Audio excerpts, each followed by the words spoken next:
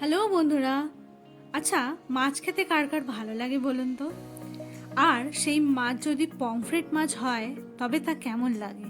হ্যাঁ, আজ বানাবো পমফ্রেট মাছের একটা রেসিপি, পমফ্রেট কারি। পমফ্রেট মাছের কারি বানাতে প্রথমেই মাছগুলোকে ভালো করে ধুয়ে নুন হলুদ মাখিয়ে নেব। মাছগুলোর পেটটা একটুখানি চিড়ে দিয়েছি যাতে মশলাগুলো মাছের ভেতরে ঢোকে। এবার রান্নার বাকি উপকরণগুলো রেডি করতে থাকি। প্রথমেই একটা বড় পেঁয়াজ কেটে নিয়েছি। রাফলি চপ করলেই হবে, কারণ পরে পেঁয়াজগুলো পেস্ট করে নেব।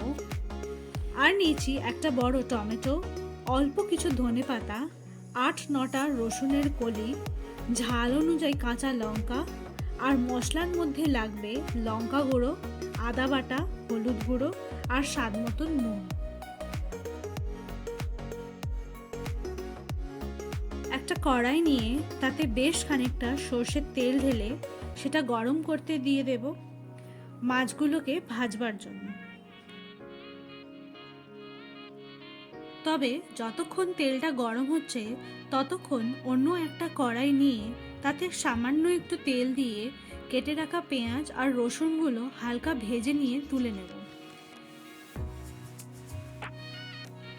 তাতে একটা কাঁচা লঙ্কাও দেব, এতে একটা সুন্দর স্মেল আসে।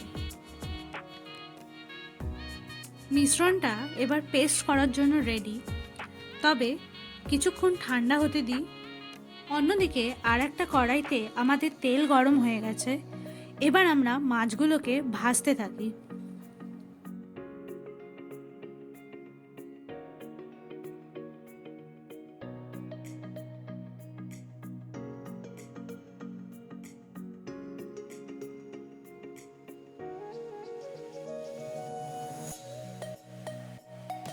ভালো করে দু পিঠ লাল লাল করে ভেজে নিয়ে মাছগুলোকে আমরা তুলে নেব।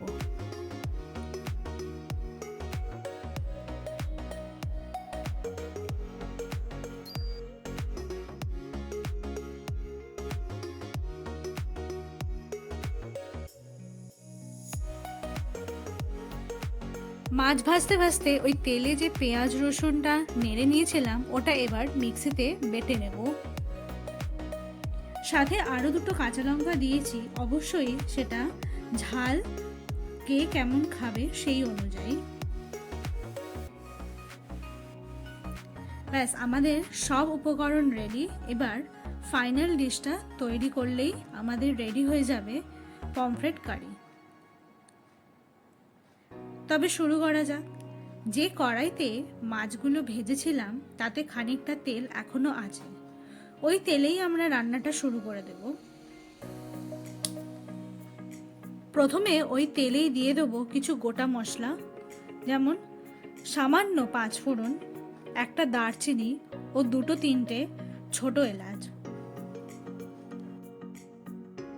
এবার দিয়ে দেবো তেলে সেই পেঁয়াজ বাটাটা। এবার কষার পালা। একটু নেড়ে চেড়ে নিয়ে আমরা দিয়ে দেবো সেই কেটে রাখা টমেটোগুলো।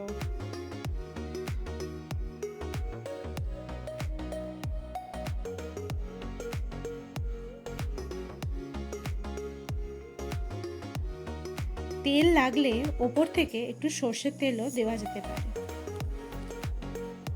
পেঁয়াজটা যখন প্রথমে ভেজেছিলাম তখন তার সাথে টমেটোটাও ভেজে একেবারে পেস্ট করে নেওয়া যায়, তবে আমার মনে হয় তাতে সেকেন্ড টাইম কুকিং করতে গেলে সেই টাইমটা আরও বেড়ে যায়, তাই জন্য টমেটোটা আমি পরে দিয়েই কষেছি। টমেটোটা দিয়ে দেবো পরিমাণ মতন নুনও, তাতে টমেটোটা তাড়াতাড়ি গলতে সাহায্য করবে।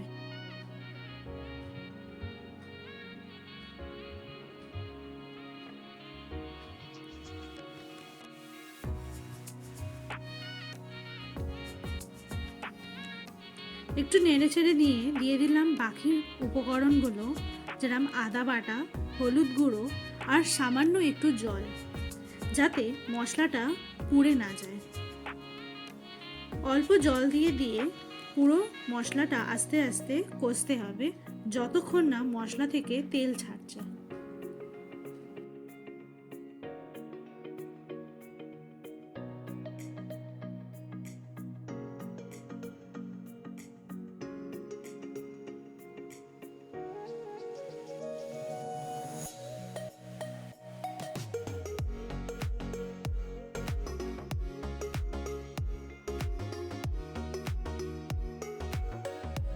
কষতে কষতে এবার বাকি মশলাগুলো দিয়ে দেওয়া যাক, যেমন লঙ্কা গুঁড়ো আর সামান্য চিনি।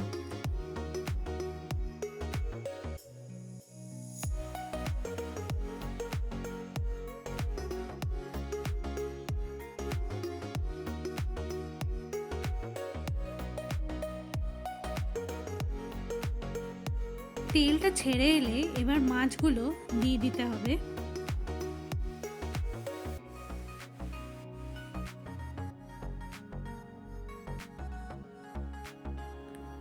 হালকা হাতে মাছের দুপিটি একটু মশলা লাগিয়ে একটু হালকা করে নেড়ে চেড়ে নিয়ে দিয়ে দেব জল।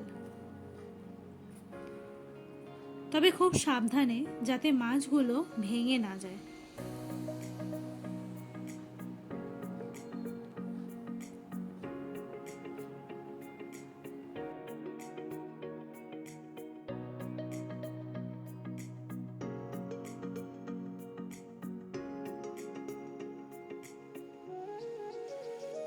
কিছুক্ষণ ফুটতে ফুটতেই দেখতে পাওয়া যাবে যে সাইড থেকে তেল ছাড়ছে। তখনই বুঝবো আমাদের রান্না রেডি। ওপর থেকে ধনেপাতা কুচি আর কাঁচা লঙ্কা দিয়ে দিলেই একেবারে সার্ভ করার জন্য আমাদের পমফ্রেট কারি রেডি। এটা খেতে সবচেয়ে ভালো লাগে বাঙালির স্টেপল ফুড সাদা ভাত। এনজয় করুন সাদা ভাত আর পমফ্রেট কারি। আমাদের রেসিপি ভালো লাগলে প্লিজ লাইক অ্যান্ড শেয়ার করতে ভুলবেন না কিন্তু। আর নতুন বন্ধুরা প্লিজ সাবস্ক্রাইব করে যাবেন। আর আমাদের রেসিপি ভালো লাগছে কিনা সেটা কমেন্ট করেও অবশ্যই জানাবেন কিন্তু।